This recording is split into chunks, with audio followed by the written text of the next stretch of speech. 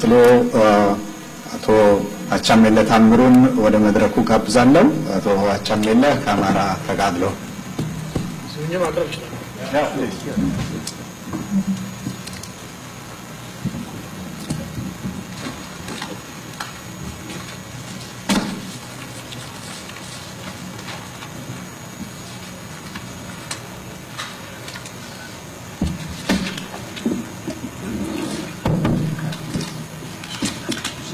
አመሰግናለሁ።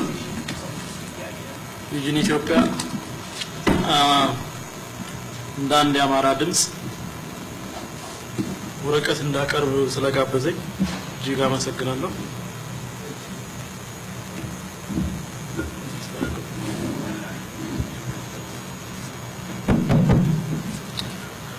ያዘጋጀው ጽሑፍ ሽግግሩ ከአንድ የመከራ ዙሪት ወጥተን በአይነቱ ልዩ ወደሆነ ሌላ የመከራ ዙሪት የምንዘፈቅበት ወይንስ ከታሪካዊ ችግሮቻችን የምንገላገልበት በሚል ርዕስ ነው ያዘጋጀሁኝ።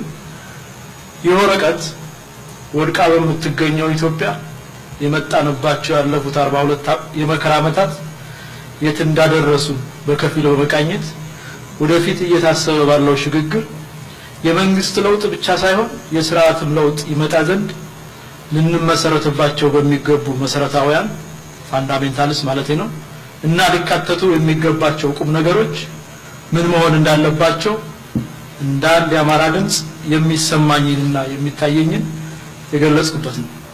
ጽሑፌ የሚጀምረው በግራ ፖለቲካ ልክፍት ተንጋደው የበቀሉ የሀገራችን የዘር ፖለቲከኞች የደረቷቸውና እንደ ሐቀኛ ታሪክ ቆጥረን ሳንመረምር የተቀበልናቸው የተከደኑ የፖለቲካ ድርሰቶች ከፍቶ በማየት ፍንትው ብሎ የሚታየው ነባራዊ ሁኔታ በግልጽ ተንትኖ በማቅረብ ነው። ከዚያ በመቀጠል እነኚህ ድርሰቶች የወለዱት ፖለቲካ በተለየ መልኩ በአማራ ላይ ያስከተለውን ግፍና በደል ተተኪው ትውልድ ይፋረድበት ዘንድ የኢትዮጵያ አለት ተራራ አፈርና ቅጠል በታሪክነት መዝግቦ ከትቦ ካስቀመጠው የዶሴ ክምር በማንካ በመጨለፍ ባለፉት 25 ዓመታት ውስጥ በአማራ ላይ የተፈጸመው የዘር ማጥፋት ፍጅትና አይነት ለማቅረብ ሞክራለሁ። በመጨረሻም ወደፊት እንድትኖረን በመንፈልጋት ኢትዮጵያ ተመሳሳይ አገሮች ውስጥ እንዳልገባና የመንግስትም የሥርዓትም ለውጥ እንድናካሄድ ከጥግ እስከ ጥግ ልናደርጋቸው ከሚገቡ ተግባራት መካከል የተወሰኑትን በማውሳት በሽግግሩ ሂደት መካተት አለባቸው የምላቸው ጉዳዮች በማቅረብ ጽሑፌን አጠቃላለሁ። ሳንመረምር የተቀበልናቸው የፈጠራ ድርሰቶች በኢትዮጵያ የ3000 ዓመታት ጉዞ ውስጥ እንዳለፉት 42 ዓመታት በጥላቻና በሐሰት ላይ የተመሰረቱ የፈጠራ ታሪኮችና የፖለቲካ ልቦለዶች እንዳሸን የፈሉበት ዘመን ኖሮ ያውቅም። ማተባቸውን የበጠሱት የሀገራችን የግራ ፖለቲከኞች እና የፕሮፓጋንዳ ጸሐፊዎች በተለይም ከኢትዮጵያና ከአማራ አንፃር ያልፈጠሩት የፖለቲካ ታሪክና ያልመሰረቱት የኃጢአት ክስ የለም። ከዛሬ 42 ዓመታት በፊት በመሳሪያ ኃይል ወደ ስልጣን የመጣው ደርግ ለኢትዮጵያ ሕዝብ ያስተጋባው ፕሮፓጋንዳ የቁልቁለቱ መንገድ መጀመሪያ ነው።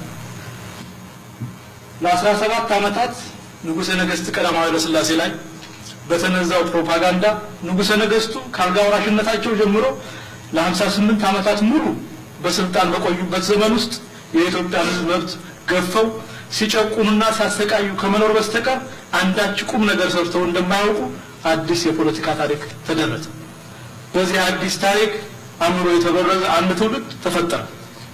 ከላይ ያሉት ደም የጠማቸው የደርግ ባለስልጣናት በየደረጃቸው ከበታቻቸው አስቀምጠዋቸው የነበሩት ተከታዮቻቸው የብላዮቻቸው የባህሪ ታናሽ ወንድም የሆኑ ገዳዮች ስለነበሩ በተዘረጉ የመንግስት ተቋማት ሁሉ ነገር እየቆረቆዘ የሞራልና የስልጣኔ እሴቶች ደብዛቸው እየጠፋ ትርጉሙ ምን እንደሆነ የማይታወቅ አምልኮተ ህብረተሰባዊነት በመንግስትነት ተሰይሞ ጥሩምባ እየነፋ የሚገድል ህዝብን ወደ ከብትነትና አልፎም ወደ ግዑዝ ድንጋይ የሚለውጥ ሰይጣናዊ የመንግስት አመራር ተተከለ። ከወደቀ 17 ዓመታት በሆነው አገዛዝ ላይ ከዚህ በላይ ወቀሳ አላበዛም። ትላልቆቹ ባለጌዎች ደርጎች ተወግደው ትናንሾቹ ሽፍቶች ወያኔዎች የሻዕቢያ ጀሌ ሆነው አዲስ አበባ ከገቡ በኋላ ደርግ መጥፋት አለባቸው በሚላቸው መደቦች ላይ ይወስዳቸው የነበሩ አብዮታዊ እርምጃዎችን ሁሉ በአማራ ላይ በጅምላ መፈጸም ጀመሩ። አማራ ገዥና በዳይ ነበር። አማራ የመሬት ከበርቴ ነበር። በድሮ ስርዓት ብሔረሰቦች የትምህርት ዕድል ተነፍገዋል። ሙስሊሞች እንዳይማሩም ሆነ በየመስሪያ ቤቱ እንዲቀጠሩ አይፈቀድላቸውም ነበር ወዘተ የሚሉ የፈጠራ ታሪኮች በየፖለቲካ ፓርቲውና በየጉራንጉሩ መደስኮር ጀመሩ። እነዚህ የፖለቲካ ታሪኮችና የኃጢአት ክሶች ባለፉት 42 ዓመታት በአማራ ላይ ለተፈጸመው ግፍና በደል መንገድ ጠራጊዎች ናቸው። የዘር ማጥፋት የተካሄደባቸው ህዝቦች ሁሉ ሰለባ ከመሆናቸው በፊት ልክ በአማራው ላይ ባለፉት 42 ዓመታት እንደተካሄደው በአብዛኛው በቀጥታ አንዳንዴ ደግሞ በኮድ ስም እየተፈረጁና ጥላሸት እየተቀቡ ዲሞናይዝ ሲደረጉ ኖረዋል። አማራ ገዥና በዳይ ነበር።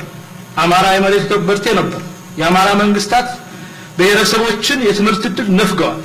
የአማራ ገዥ መደብ ወዘተ የሚሉት ፈረጃዎችና ስም ማጥፋቶች በአማራ ላይ ለተፈጸመው ጥቃት ሁሉ መጀመሪያዎች ናቸው። እነኚህ ፈረጃዎችና የስም ማጥፋቶች አጥፊ የነበረው መጥፋት አለበት ለሚለው አስተሳሰብ የርዕዮተ ዓለም ጡንቻ የሚሆኑ ናቸው።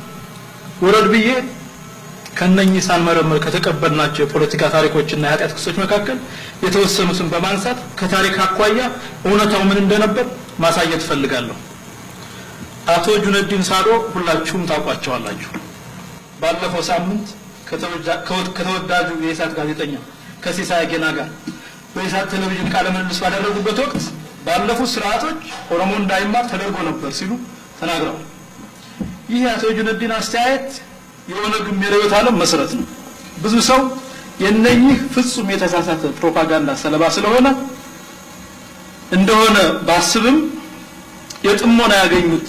የጥሞና ጊዜ ያገኙት አቶ ጁነዲን ግን እስከዛሬ ድረስ ይህንን የተሳሳተ አስተሳሰብ አለማረማቸው ሳይገርመኝ አልቀረም። እስቲ ዶሴ ይውጣና እውነቱ ምን እንደነበር ይታይ። በኢትዮጵያ ዘመናዊ ትምህርት ታሪክ ተማሪዎች በመንግስት ተመርጠው ወደ ውጭ ሀገር በመላክ ምዕራባዊ ወይንም አውሮፓዊ ትምህርት ዘመናዊ ትምህርት ማለት ነው እንዲቀስሙ የተደረገው በ1913 ዓመተ ምህረት በንግስተ ነገስት ዘውዲቱና በአልጋ ወራሽ ተፈሪ መኮንን ዘመን ነበር። በ1913 ዓመተ ምህረት ለመጀመሪያ የምዕራብ ትምህርት ዕድል እንዲቀስሙ የተላኩት የኢትዮጵያ ተማሪዎች ቁጥር 3 ነበር። ፕሮፌሰር ባህሩ ዘውዴ ፓዮኒርስ ኦፍ ቼንጅ ኢን ኢትዮጵያ በሚል እንደ አውሮፓ አቆጣጠር በ2002 ዓመተ ምህረት ባሳተሙት መጽሐፋቸው ውስጥ እንዳሰፈሩት 3ቱ ተማሪዎች መላኩ በያን ኋላ ዶክተር ሆነዋል፣ በሻውረድ ሀብተወልድና ወርቁ ጎበና ናቸው። መርሳያ ዘንወልደ ቂርቆስ የ20ኛው መቶ ክፍለ ዘመን መባቻ በሚል በጻፉት የታሪክ መጽሐፍ ውስጥ እነኚህ 3 ወጣቶች መጀመሪያ በህንድ ሄደው ስላልተስማማቸው ኋላ አሜሪካ እንደተዛወሩ አስተዋል። አሜሪካ እንደደረሱ 29ኛው የአሜሪካ ፕሬዝዳንት የሆኑት ዋረን ሃርዲንግ አቀባበል አድርገውላቸዋል። ፕሬዝዳንቱ ፊት ቀርበው ከልዑል አልጋ ወራሽ ተፈሪ መኮንን የተላከውን ደብዳቤ አድርሰዋል። ፕሬዝዳንቱ ደብዳቤውን ገልጠው ካነበቡ በኋላ የልዑል አልጋ ወራሽ ተፈሪ መኮንን ኢትዮጵያን የማስተማር ፍላጎትን በመረዳታቸው ወጣቶቹ እነመላኩ ጥራት ያለው ትምህርት እንዲያገኙ ፕሬዝዳንቱ ራሳቸው በተማሩበት ኦሃዮ በሚገኘው ማሪታ ኮሌጅ ውስጥ ገብተው ትምህርታቸውን እንዲከታተሉ ስለመከሯቸው ወደ ኦሃዮ አቅንተው የአሜሪካ ትምህርታቸውን በማሪታ ኮሌጅ ተከታትለዋል። ከነኚህ 3 ግንባር ቀደም የምዕራብ ትምህርት እንዲማሩ ከተላኩ የኢትዮጵያ ተማሪዎች መካከል በብሔረሰብ መመዘኛ 2ቱ ማለትም መላኩ በያንና ወርቁ ጎበና ኦሮሞዎች ናቸው። እነ መላኩ ከተላኩ ከ2 ዓመት በኋላ በዳግማዊ ምኒልክና በተፈሪ መኮንን ትምህርት ቤቶች ትምህርታቸውን ጨርሰው ወደ ውጭ ሀገር የተላኩ 33 የሚሆኑ ተማሪዎች ነበሩ። ከነኚህ ተማሪዎች መካከል እስላም የሆኑት መሐመድ ማህዲና ማህዲ ከሊል የሚባሉ ተማሪዎችም ይገኙበታል።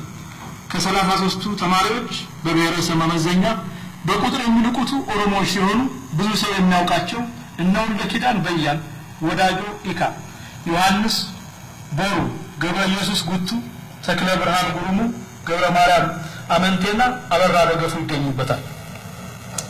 ቀጣዩና የአቶ ጁነዲን ባለፉት ስርዓቶች ኦሮሞ እንዳይማር ተደርጎ ነበር የሚለው ክስ መሰረት እንደሌለው የሚያረጋግጥልኝ ዋነኛ ማስረጃ ደግሞ ከ1966 ዓመተ ምህረት በፊት በኢትዮጵያ የተለያዩ ጠቅላይ ግዛቶች ተሰርተው የነበሩ የትምህርት ቤቶች ቁጥር ነው።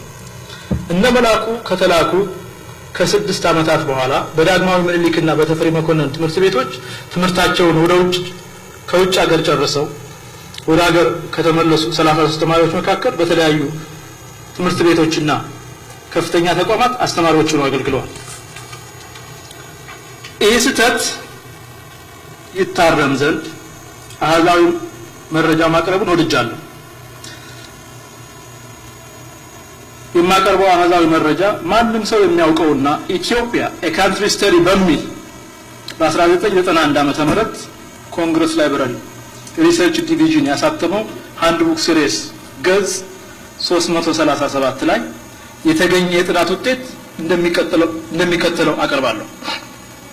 በቀዳማዊ ኃይለ ሥላሴ ዘመነ መንግስት ወለጋ በቁጥር 463 የሚሆኑ ከአንደኛ እስከ 6ኛ ክፍል ድረስ ትምህርት የሚሰጡ ትምህርት ቤቶች ነበሩ።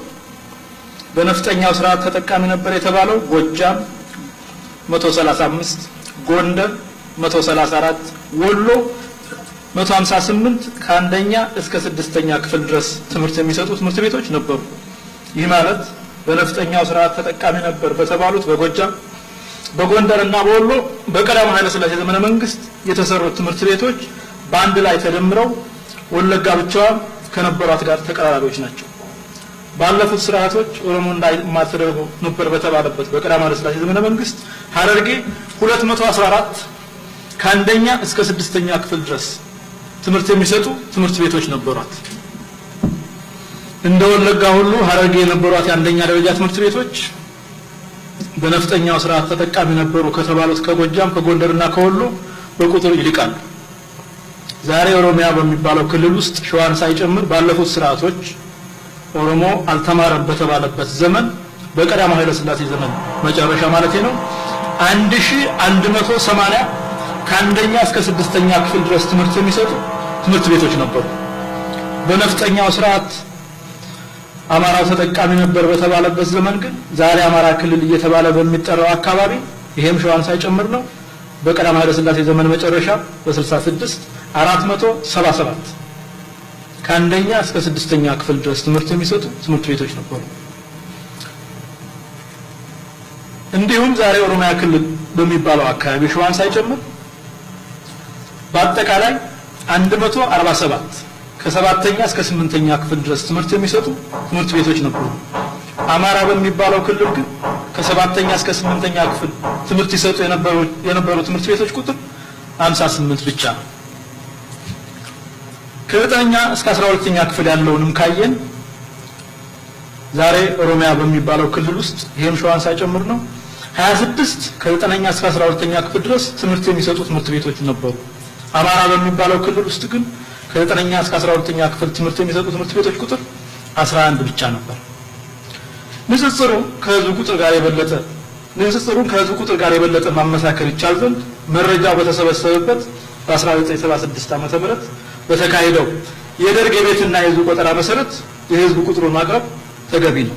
በዚህ መሰረት በ1976 በተካሄደው የቤትና የህዝብ ቆጠራ የኦሮሞ ህዝብ ቁጥር 12 ሚሊዮን 387664 ሲሆን የአማራ ህዝብ ቁጥር ደግሞ 12 ሚሊዮን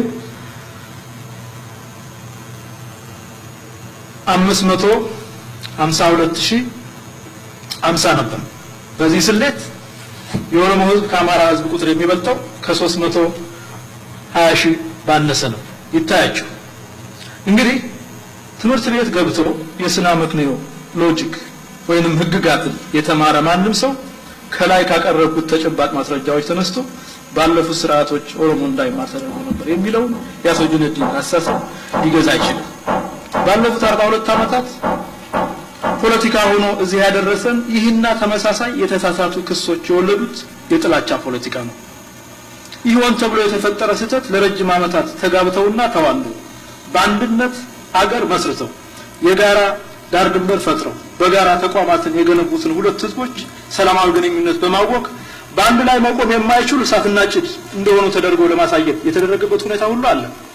በእርግጥ ዛሬ ላይ ወጣቶቹ የአማራና የኦሮሞ ልጆች በግራ ፖለቲከኞች የታጠረውን የጥላቻ ግንብ ደርምሰው ያንተ ደም የኔም ደም ነው መባባል ጀምረዋል። ፕሮፌሰር ዶናልድ ሌቪን አሜሪካን ሀገር በሚኖሩ የኤርትራና የኢትዮጵያ ወጣቶች መካከል ተጀምሮ የነበረው መቀራረብ በሁለቱም ወገን የ60ዎቹ የግራ ፖለቲከኞች ሲገቡ እንደፈረሰ ሲናገሩ ሰምቻለሁ። ዛሬ የተጀመረው በኦሮሞና በአማራ ወጣቶች መካከል እየታየ ያለው ግንኙነትና መቀራረብ የ60ው የግራ ፖለቲከኞች በመሃል ገብተው የለመዱትን የጭቃ ጅራፍ ካላጮሁና ወጣቱ የጭቃ ጅራፍ እንዲወራወር ካላደረጉ አሁን ያለው የሁለቱ ህዝቦች ወጣቶች የመተባበር ስሜት ለኢትዮጵያ ብቻ ሳይሆን ለአፍሪካ ቀንድም ተስፋ ይሆናል የሚል እምነት አለ። አማራውን የመሬት ከበርቴና የፊውዳል ምልክት አድርጎ ማቅረቡ ሌላው የግራ ፖለቲካ በሀገራችን የጣለው ጠባሳ ነው። ይህም ጠባሳ አማራው የጥቃት ማዕከል እንዲሆን የራሱን አስተዋጽኦ አድርጓል። ይህንን ዘመቻ ዛሬም ድረስ አልቆመም። ከዚህ ጉባኤ በፊት በነበረው የቪዩን ኢትዮጵያ ጉባኤ ላይ ፕሮፌሰር መሳይ ከበደ በንጉሠ ነገሥቱ ዘመን ነበር ስለሚሉት የአማራ የመሬት ከበርቴነት በድፍረት ሲናገሩ ሰምቻለሁ። የግራ ፖለቲካ ልክፍት ያጠላበት የኢትዮጵያ ስኮላርሺፕ ሁልጊዜ ያሳዝነኛል። ካድሬው ያወራውን የፈጠራ ክስ ምሁሩ ጋር ሲደርስ ከፍ ማለት ሲገባው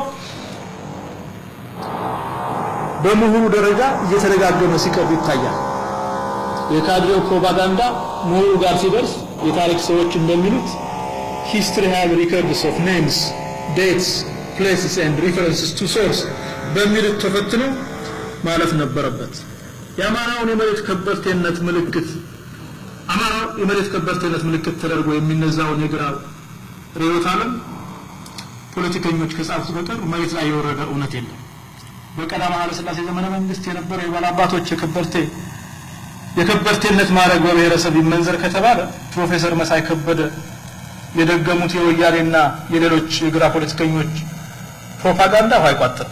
ራስ መስፍን ስለሺን ሁላችሁም የምታውቋቸው ይመስለኛል። ራስ መስፍን ስለሺ የጦር አበጋዝ በግርማዊ ቀዳማዊ ኃይለ ሥላሴ ዘመነ መንግስት የሸዋ ጠቅላይ ግዛት እንደራሴ እና በተለያዩ የመንግስት ከፍተኛ የኃላፊነት ቦታዎች ላይ ለ54 ዓመታት ያገለገሉ የኦሮሞ ተወላጅ ናቸው። የራስ መስፍን ባለቤት የቄለሙ የደጃዝማች ጆቴ ልጅ ወይዘሮ የሽመቤት ጉማ ወለጋ ብቻ 500 ጋሻ መሬት እንደነበራቸው የታሪክ ማስረጃው ያሳያል። በኢትዮጵያ ታሪክ ራስ መስፍንን የሚያክል የመሬት ከበርቴ አይገኝም። ለማቅረቢያ ጊዜ ስለሌለኝ እንጂ አማራ የመሬት ከበርቴ ነው እየተባለ የሚቀርበውን መሰረተ ቢስ ፍረጃ ከራስ መስፍንና ከባለቤታቸው በተጨማሪ ሌሎች ሰዎች ማቅረብ በቻልኩ ነበር።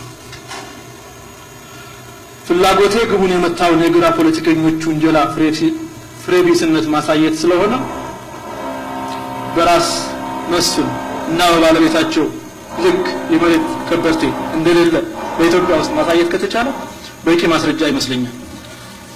ሰዓት የለህም እየተባልኩ ስለሆነ መጨረሻው አካባቢ ልሂድ።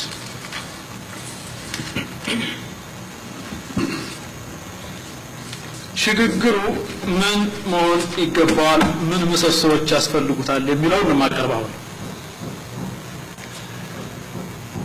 ወያኔ ዛሬ ግማሽ ህይወቱ ወደ ሞት ተለውጦ ውርድንብሩን እየሄደ ከሚገኝበት የፍጻሜ አጋማሽ ላይ ደርሶ ያስቸኳይ ጊዜ አዋጅ በማወጅ ነፍሱን በጥርሱ ይዞ እየተወራጨ መሪው መንገድ ጥሎት እንደሄደ አይነስቡ ሆኗል። ኢትዮጵያ መስቀለኛ መንገድ ላይ ትገኛለች። ይህንን ከኛ ከሀገር ባለቤቶቹ ቀድሞ የተረዱት ፈረንጆች በተደጋጋሚ የምትፈርስ ሀገር ወይንም ፌልድ ስቴት ሲሉ ሲነግሩ ኖረዋል። የሚያጋጯቸው ብሔረሰቦች መከፋፈል የበጃቸው ወያኔዎች የራሳቸውን ህይወት ከሀገሪቱ ህይወት አስፈልጠው በምንም አይነት መንገድ ለሀገር ብለው የዕለታዊ ጥቅማቸውን ብልጫነት ሳይዘነጉ ስለዚህ ዕለታዊ ጥቅማቸውና ስለ ግል ህይወታቸው ሲሉ 17 ዓመታት ሙሉ በዱር በገደል ሲንከራተቱ ለ25 ዓመታት ደግሞ በመንግስትነት ሆነው የትም ወድቀው የቀሩትን የደሃ ልጆች መስዋዕትነት ከንቱ በማድረግ የኢትዮጵያን ህዝብ በጎሰኝነት ሞተር እየነዱ በታሪኩ አይቶት በማያውቀው የደህንነት አዘቅት ውስጥ ከተውት ከምንገኝበት የመስቀለኛ ደረጃ ላይ አድርሶናል። የምንገኝበት መስቀለኛ መንገድ ከምንገኝበት መስቀለኛ መንገድ ተነስተን መድረሻችን አሁን ያጋመስነው እንደ ህዝብ የመኖር ዕጣችን ለጊዜውም ቢሆን ጥያቄ ውስጥ የሚገባበት አሊያም የሚቆምበት ደረጃ ላይ የምንደርስ ይመስለኛል። ነገሮች በዚህ ከቀጠሉ ይህ ስለመሆኑ የሚጠራጠር ካለ እስከዚያው ድረስ ብርታቱን ይስጠው እንጂ ወደ ሜዳው እየዘለቅን ስለሆነ ስንደርስበት አይሆን። ዛሬ ላይ ሆኜ የወደፊቷን ኢትዮጵያ ሳስብ ሁለት ምርጫዎች ብቻ ያሉን ይመስለኛል። የመጀመሪያው ባለፉት 42 ዓመታት በተለይም ባለፉት 25 ዓመታት የመጣንበትን የመንግስት ለውጥ አድርጎ በተለየ መንገድ ማስቀጠል፣ ሁለተኛው ደግሞ ቆም ብለን ያለፉትን 42 ዓመታት እንደገና በመገምገም ነገሮችን አመዛዝኖ የተሸወኑባቸውን በመፈተሽ ወዴት መሄድ እንዳለብን ተጨንቀን በማሰብ ከታሪካዊ ችግሮቻችን የምንገላገልበትን መንገድ መሸጋገሪያ መስራት። በሁለተኛ ደረጃ ላይ ላስቀመጥኩት የመፍትሄ ሐሳብ ትልቅ ችግር የሚሆንብን የሚመስለን የወያኔ ርዕዮተ ዓለም አራማጆች የሆኑ በተቃዋሚ ጎራ ያሉ ቡድኖች ይመስልኛል። እነኚህ የወያኔ ርዕዮተ ዓለም አራማጆች ያለፉት 42 ዓመታት የተሰራውን አስተካክለን እንሂድ እንደሚሉ በእርግጠኝነት መናገር ይቻላል። እነኚህ አካላት ዛሬ ኢትዮጵያ ውስጥ እንዲመጣ የሚፈልጉት ለውጥ የመንግስት ለውጥ እንጂ የስርዓት ለውጥ አይደለም። ቋንቋችን በሚሉት መናገርን፣ የብሔረሰባቸው ስም መታወቂያቸው ላይ መጻፍን፣ ወያኔ በፈቀደላቸው ክልል ውስጥ መኖራቸውን እንደ ትልቅ ለውጥ ስለተቀበሉት የሚፈልጉት ለውጥ ወያኔ በእንደራሴነት ከሾማቸው የብሔረሰባቸው አባላት ከሆኑ የየአካባቢው ሎሌዎች እኛ የተሻለን ስራዋለን ብለው የሚሉትን ለማስፈጸም የሚያስችላቸውንና እነሱ የሚሸሙበትን የመንግስት ለውጥ እንጂ የስርዓት ለውጥ እንዲኖር አይፈልጉም። እነኚህ ሰዎች የግለሰብ መብት የሚገፋበት ስርዓት ተይዞ የራስ መንግስት እንኳን ቢመሰረት መቼም ቢሆን ወደፊት መራመድ እንደማይቻል የተገነዘቡ አይመስልም። ባጭሩ የወያኔ ርዕዮተ ዓለም ወንድሞች የመንግስት ለውጥ የሚፈልጉት የተበላሸውን የወያኔ ፕሮግራም ህገ መንግስት ማለት ነው ጎደሎ የሚሉትን ለማስተካከል ነው። ወያኔዎች ዘራችን ከዘራችሁ ደማችን ከደማችሁ ይበልጣል ብለው በማመን ህዝቡን ረግጠውና ደንቆረው ሊገዙበት፣ ሀብቱን ሊበዘብዙበት፣ እነሱ የሀብት የስልጣንና በጠቅላላ የሁሉ ነገር ጌቶች ሆነው አብዛኛውን ህዝብ ግን የውርደትና የችግር ሁሉ ተሸካሚ ሊያደርጉበት ለግል ጥቅማቸው ሲሉ የመሰረቱትን የቅሚያና የስርቆት ድርጅት በወንጀል ያቋቋሙትን የሌብነትና የሙስና ማህበር መንግስት ይሉታል። የወያኔ ርዕዮተ ዓለም አራማጆች የመንግስትን ለውጥ ብቻ የሚሹ ወያኔ መንግስት በሚል የዳጎስ መሰረትኩት የሚለው ለወንጀል የተቋቋመ የሌብነትና የሙስና ማህበር ውስጥ ገብተው ቁንጮ በመሆን ህዝባችን የሚሉትን ረግጠውና ደንቆረው ሊገዙበት፣ ሀብቱን ሊበዘብዙበት፣ እነሱ ግን የሀብትና የስልጣን እንዲሁም በጠቅላላ የሀገሪቱ ጌቶች ሊሆኑበት ነው። ይህን የሚያስቡ የወያኔ ርዕዮተ ዓለም አጋሮች ለሌላው ህዝብ ደንታ እንደሌላቸው ማሳያ ነው። እውነቱን እንነጋገር። ወያኔ በግፍ ዙፋኑ ላይ በተደላደለ ፍራሽ ላይ ያለ ስጋት እንዲተኛ ያደረገው ያሰለፈው ወታደርና በእጁ የያዘው የጦር መሳሪያ ብቻ አይደለም። ወያኔ በግፍ ዙፋኑ ላይ በተደላደለ ፍራሽ ላይ ያለ ስጋት እንዲተኛ ያደረጉት ከፍ ብዬ የገለጽኳቸው የርዕዮተ ዓለም አጋሮቹ ጭምር ናቸው። እነኚህ ኃይሎች እነማን እንደሆኑ በስም እንድገልጽላችሁ የምትፈልጉ አይመስለኝም። መንፈሳዊ ወኔውን አግኝተን በተለይም ባለፉት 42 ዓመታት የተፈጠሩትን ችግሮቻችንን ከጥግ እስከ ጥግ ካየንና እየተነጋገርንበት ያለውን ሽግግር የምንፈልገው በወያኔ ዘመን ብቻ የተፈጠሩ ችግሮችን ለማከም ከሆነ አይደለም ከገባንበት አብሮ ስንወጣ ሸጡን መሻገር አንችልም። ባለፉት 42 ዓመታት ህዝባችን ብዙ መብቶችን አጥቷል። ባለፉት 42 ዓመታት ህዝባችን መንግስት ወደ ላይ የሚያይ መብት ለማኝ ሆኗል። ራሱን ችሎ ይኖር የነበረው ህዝብ ባለፉት 42 ዓመታት ለውጥ መጣ ተብሎ ወደ መንግስትና ወደ መንግስተ ሰማያት አንጋጦ እንዳይ ተደርጓል። እየታሰበ ያለው ችግር ለዚህ መፍትሄ ማበጀት አለበት። ብቸኛው መፍትሄም የግለሰብ መብት ህገ መንግስታዊ ከለላ እንዲኖረው ማለት ነው። የሚታሰበው ሽግግር ስራውን ሲጀምር ባለፉት 42 ዓመታት ህዝባችን ያጣቸውን መብቶች በማስመለስ መጀመር አለበት። የመሬት ላራሹ እንደገና መታወጅ ይኖርበታል። የወንከት ወገድልኛ አዋጅም ተሰርዞ መሬት የገበሬው የግል ሀብትነት ህገ መንግስታዊ ጥበቃ ሊኖረው ይገባል።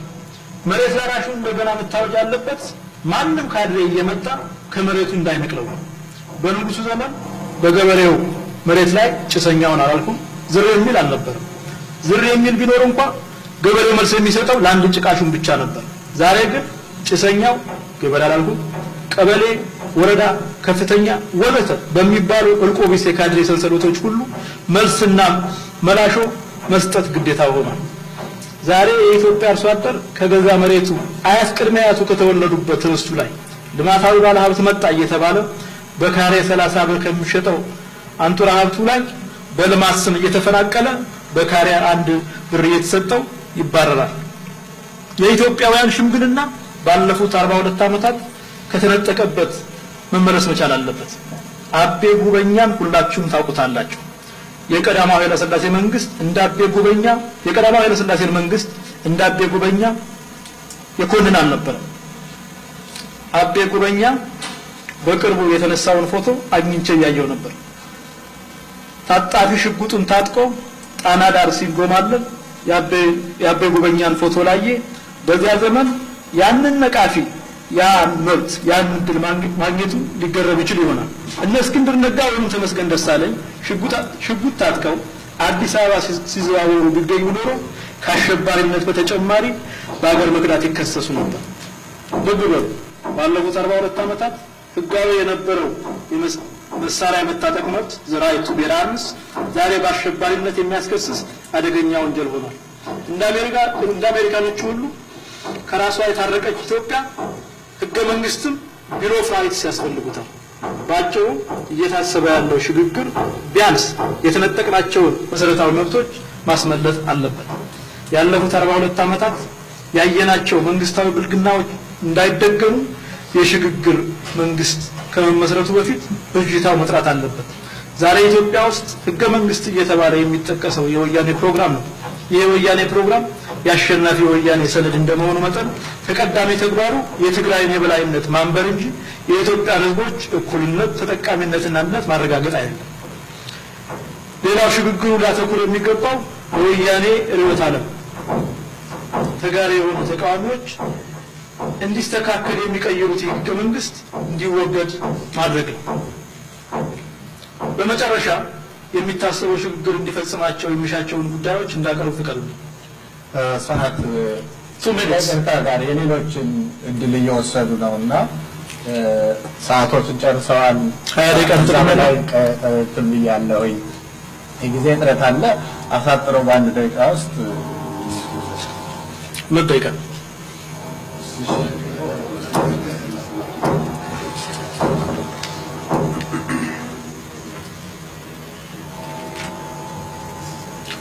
በመጨረሻም ወደፊት የሚታሰበው ሽግግር እንዲፈጽማቸው የሚሻቸውን ጉዳዮች እንዳቀርብ ፍቀዱ። እንደምታውቁት ከዛሬ 25 ዓመታት በፊት ኢትዮጵያ በክልሎች ስትከፋፈል የሀገሪቱ ህዝብ 40 በመቶ በላይ የሚሆነው አማራው አልተወከለም። በእርግጥ ያን ያልተወከለው አማራ ብቻ ሳይሆን በርካታ የኢትዮጵያ ብሔረሰቦችም አልተወከሉም። ህዝባዊ ነኝ የሚል የትኛውም የፖለቲካ ድርጅትም ሆነ ግለሰብ ከ40 ከመቶ በላይ የሚሆነው የኢትዮጵያ ህዝብ ያልተወከለበትን ህገ መንግስትና አገር አሸናሸን እንደ ህጋዊና ሞራላዊ ክንዋኔ ሊቀበሉ አይገባም። ስለሆነም እየታሰበ ያለው ሽግግር ለእውነተኛና ለዲሞክራሲ የሚደረግ ከሆነ አማራውና ሌሎች ኢትዮጵያውያን ያልተወከሉበትን ህገ መንግስትና የአገር አሸናሸን እንደ ትክክለኛ ክንዋኔ ሊቆጥረው አይገባምና ሽግግሩ ይሄንን ቅድሚያ ሰጥቶ እንዲሰራበት ጠይቃል። ሁለተኛው ማቀርቢያ ቤተታ እየታሰበ ያለው ሽግግር ሆነ ህገ መንግስት ማርቀቅ ባለፉት 25 ዓመታት ውስጥ በአማራው ላይ የተፈጸመው ወንጀልና ግፍ እውቅና እንዲሰጥ ስለመጠየቅ ነው። እስከዛሬ ድረስ ያለፉት 42 ዓመታት በወለደው ፖለቲካ ምክንያት በአማራ ላይ የተፈጸመው የዘር ማጥፋት ወንጀል እንዲወገዝ ይጠይቃል። ባለፉት 25 ዓመታት የተፈጸመው ወንጀል የዘር ማጥፋት ልቂት በአማራው ላይ የሆነውን ሁሉ ፓርቲም ሆነ ድርጅት ሲያወግዝ አልሰማም። 2.4 ሚሊዮን አማራ እንደጠፋ ወያኔ ራሱ ባቀረበው ነግሮናል። ይህ እውቅና እንዲሰጥና ወደፊት በምትመሰረተው ኢትዮጵያ ተደጋጋሚና ተመሳሳይ ልቂት እንዳይከሰት የሚፈጠረው የሽግግር ቻርተር የሚሆን ህገ መንግስት ከግምት እንዳስገባው እንጠይቃለን። ሶስተኛው ቀደም ብዬ ያቀረብኩት የወደፊት ህገ መንግስት የሚሆነው ዶክመንት ከጥግ እስከ ጥግ የግለሰብን መብት በማክበር ላይ ተመርኩዞ መሰራት አለበት የሚል እምነት አለ። ሁላችን ከተባበር በወያኔ ተንኮል ብቻ ኢትዮጵያ አትፈርስም። እኛ እውነተኛ ራዕይና ዓላማ ኖሮን በጋራ ጉዳያችን ዙሪያ በአንድነት ከቆምን በወያኔ ማኪያቬላዊ ጥበቡን ስለተካነ ኢትዮጵያ ልትፈርስ አትችልም። ስለዚህ መንፈሳዊ ወኔውን አግኝተን ራሳችንን መመርመር ከቻል ዕጣ ፈንታችን የተሳሰረ መሆኑን ከተገነዘብ በአንድ ጉዳይ ላይ ሁለት አቋም በሁለት ጎራ የተከፈለ አተያይ መያዛችን የጋራ ጉዳት መሆኑን ከተገነዘብ ኢትዮጵያ አሁን ካለችበት አደጋ ማውጣት ብቻ ሳይሆን ፕሮፌሰር መስፍን ወልደማርያም እንደሚሉት የምንኮራባትና የምንመካባት አገር ልናረጋት ችሎታዋለን። ይህን ለማድረግ ፈቃደኝነቱ ካለን ዛሬ እንጀምራለን። አመሰግናለሁ።